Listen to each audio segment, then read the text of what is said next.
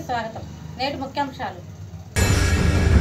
పట్టణంలోని స్థానిక తెలుగుదేశం పార్టీ కార్యాలయంలో సోమవారం నాడు ఏర్పాటు చేసిన పాత్రికేయుల సమావేశంలో ఎమ్మెల్యే జీవి ఆంజనేయులు మాట్లాడుతూ, ప్రజలు ఎదురు చూస్తున్న విధంగా రాజధాని అభివృద్ధి బ్రహ్మాండంగా ముందుకెళ్తుంది, సకాలంలో పూర్తవుతుంది. పోలవరం ప్రాజెక్టు రాష్ట్ర ప్రజల జీవనాడి.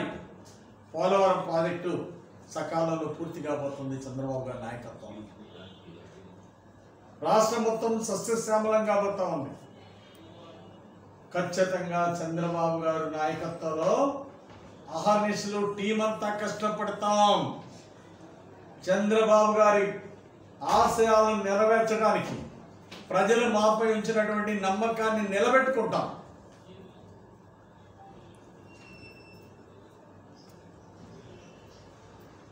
అమరావతి రాజధానిని ఆదర్శంగా తీర్చిదిద్దనున్నారు చంద్రబాబు గారు.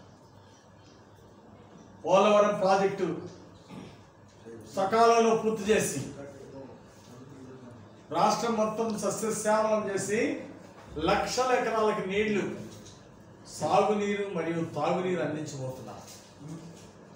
బహుళార్థ సార్థక ప్రాజెక్టు పూర్తిగా పోతా ఉంది. పోలవరం అంటే మాకు ఎంతో ఆనందంగా ఉంది.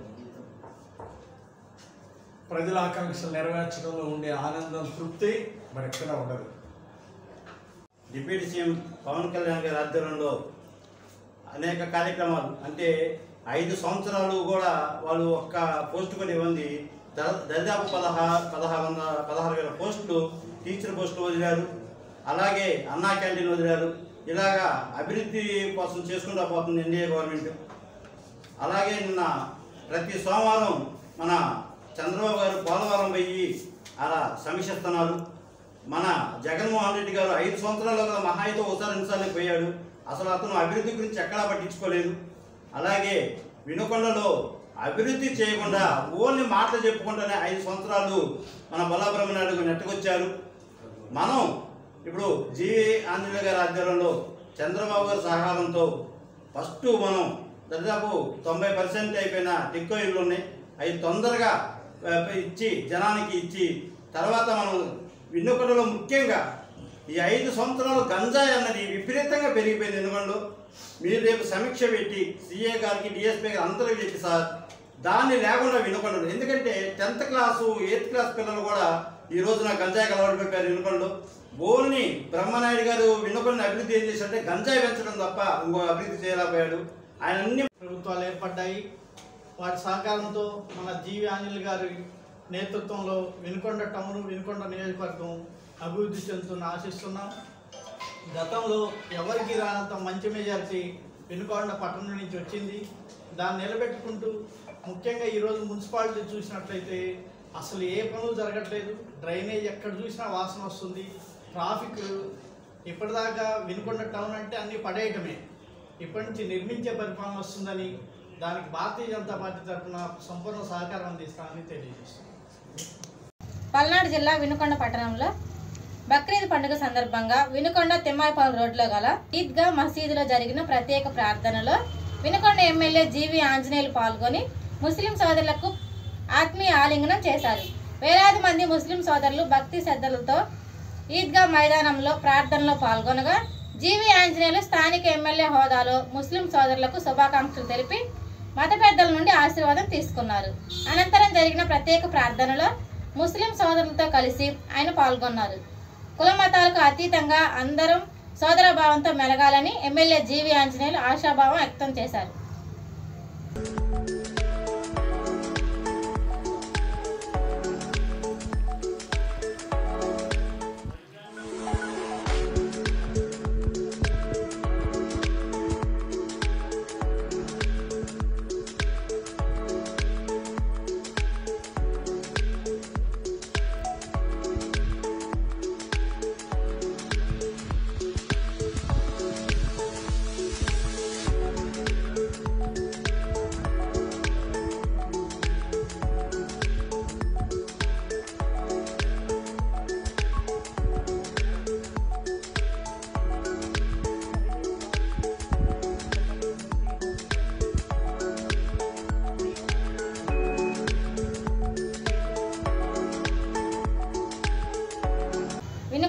నియోజకవర్గం ముస్లిం సోదరులకు బక్రీద్ శుభాకాంక్షలు.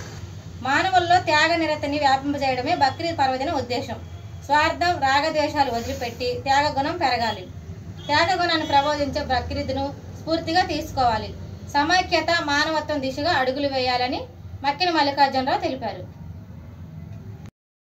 సోమవారం నాడు మాల మహానాడు జాతీయ అధ్యక్షులు గౌరవనీయులు జి చెన్నై గారి ఆదేశాల మేరకు మాల మహానాడు ఆంధ్రప్రదేశ్ స్టేట్ కార్యాలయంలో రాష్ట్ర వర్కింగ్ ప్రెసిడెంట్ కొమ్మతోటి పౌలు గారి చేతుల మీదుగా వినుకొండ నియోజకవర్గం నూజెండ్ల మండలం రవారం గ్రామం నుండి నూజెండ్ల మండలం ప్రధాన కార్యదర్శిగా చందారపు వెంకటగిరిని నియమించడం జరిగింది. అలాగే నూజెండ్ల మండలం ఉపాధ్యక్షుడిగా రాయపూడి కొండ గురవయ్యని నియమించడం జరిగింది. ఈ కార్యక్రమానికి హాజరైన వారు జిల్లా వర్కింగ్ ప్రెసిడెంట్ గుడిపూడి యేసురత్నం, జిల్లా ముఖ్య సలహాదారుడు రుద్రపాటి రాజు, నియోజకవర్గ వైస్ ప్రెసిడెంట్ కారంపూడి మైనర్ బాబు తదితర నాయకులు పాల్గొన్నారు. వైభవంగా శ్రీ కోదండ రామస్వామి వారి రామాలయ ప్రథమ వార్షికోత్సవం భక్తి ప్రభక్తులతో వివిధ కైకేర్యాలతో గత 2 రోజులుగా వైభవంగా జరుగుతున్న శ్రీ కోదండ రామాలయ ప్రథమ వార్షికోత్సవంలో భాగంగా సోమవారం నాడు స్వామివారి ఉత్సవ మూర్తులకు కలశ స్నాపన మరియు భక్తులచే అభిషేకములు నిర్వహించారు.